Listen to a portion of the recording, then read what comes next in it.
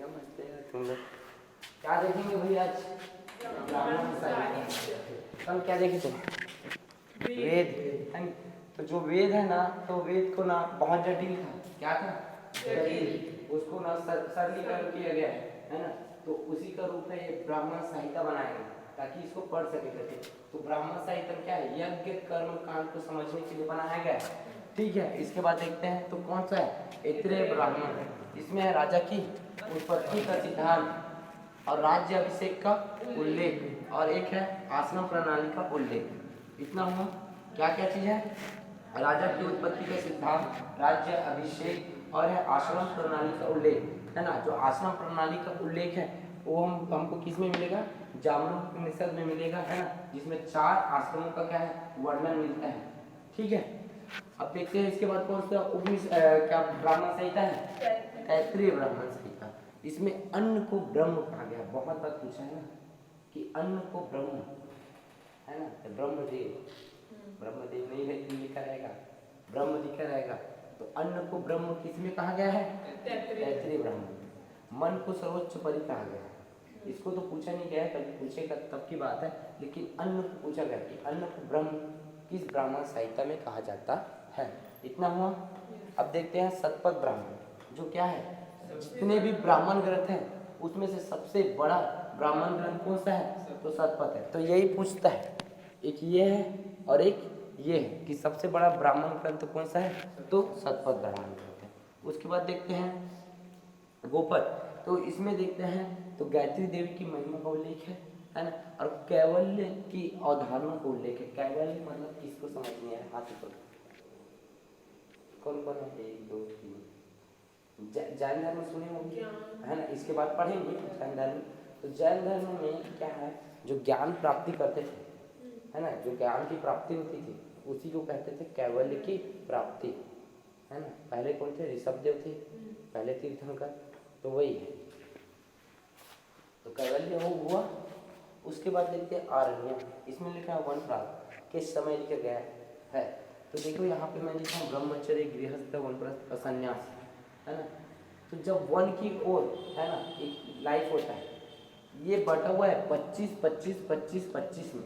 100 साल का आयु एक मनुष्य का ले लेते हैं, तो ये 25 25 का बटा हुआ, इसके बारे में बताऊंगा।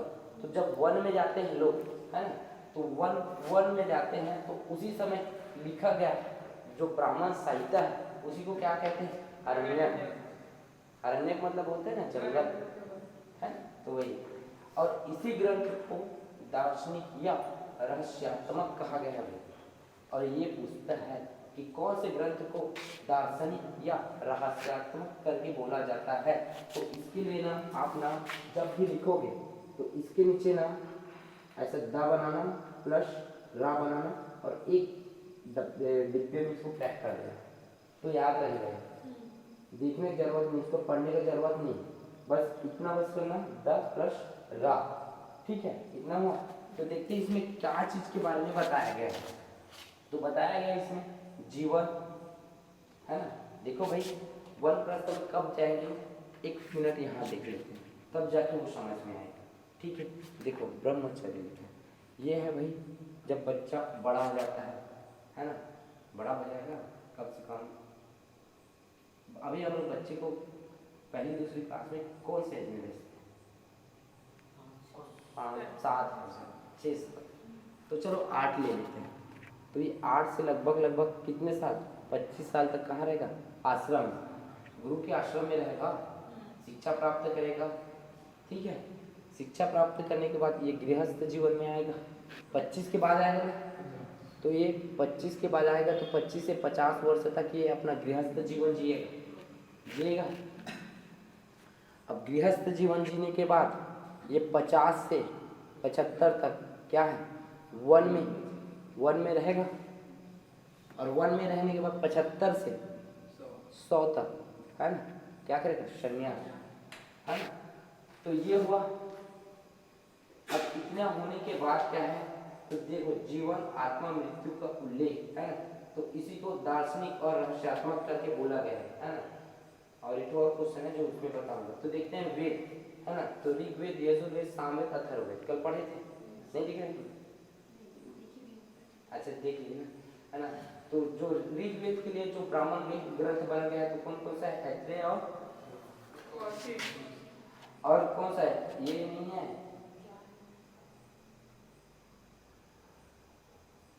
ये ऊपर नीचे हो गया जी, ऊपर लास्ट में यजुर्वेद। यजुर्वेद का क्या है? तैतरीय और शतपथ है ना। और सामवेद का तांडव, पंचविश, जैमिनी और षड्विश है ना। और अथर्व का है जो कहाँ है?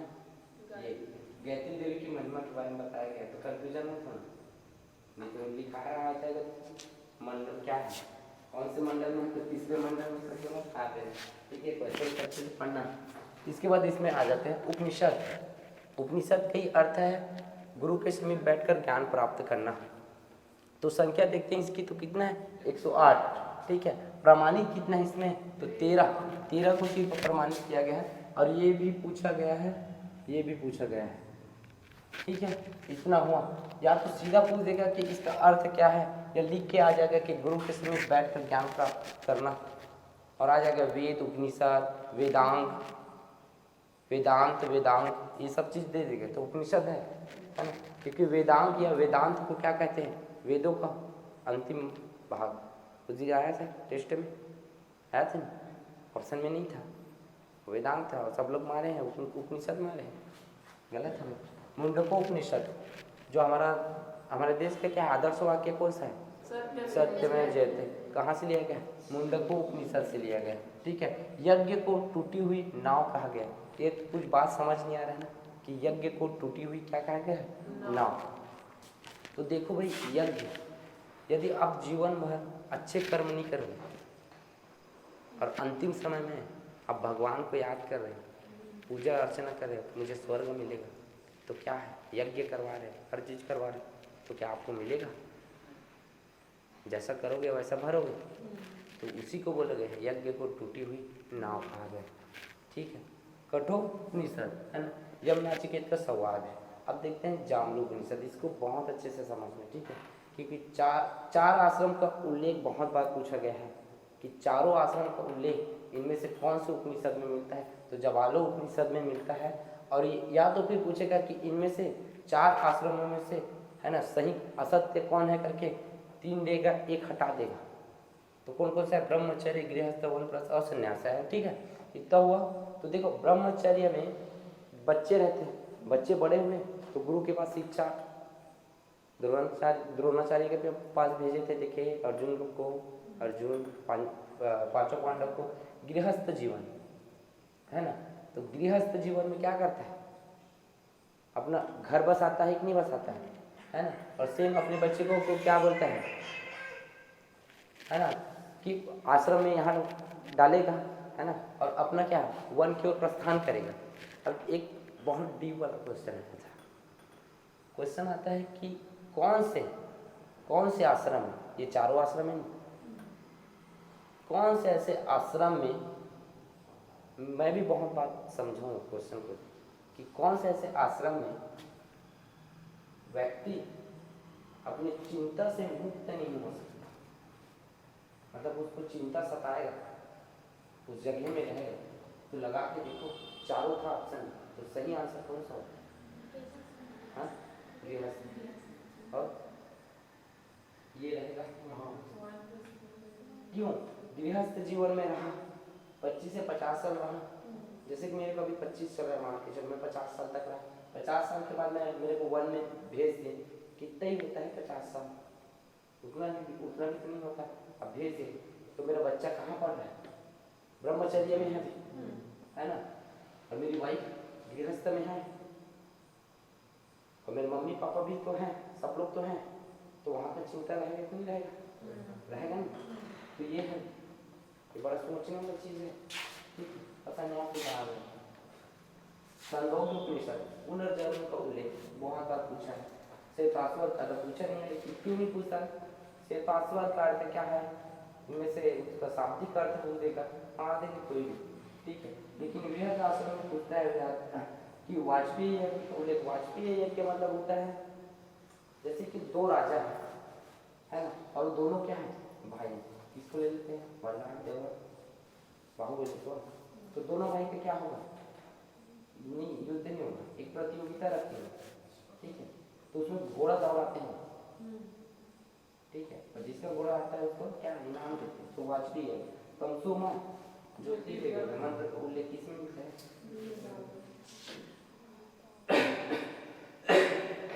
महाकाव्य, महाकाव्य क्या है? रामायण, है ना, रामायण कौन सी सदी में हो रहा है? दूसरी सदी में। भाषा क्या है? संस्कृत रचना, वाल्मीकि श्लोक कितना है? 24 नहीं 24 तो नहीं 24 है ना।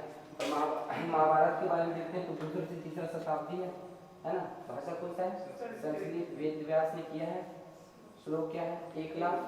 लेकिन यहीं पे आता है अंश, श्रीमद् भागवत गीता, है ना। विषय क्या है? निष्काम कार्य, ठीक है, और इसका अंश है इसका महाभारत, तो ये पूछ लिया इसको, और इसका क्या श्लोक पूछता है, ठीक है, तो ये 24,000 और ये 1 लाख। कभी कभी एकदम सरल पूछेगा तो वाल्मीकि और वेद व्यास को पूछते हैं, ठीक है। इतना हो आज के लिए, इतनी हो गया। देखो 15 मिनट हो रहा है, कितना मिनट हो रहा है? इसमें कितना मिनट हो रहा है? 15 ही मिनट। नहीं, इसमें कितना मिनट हो रहा है?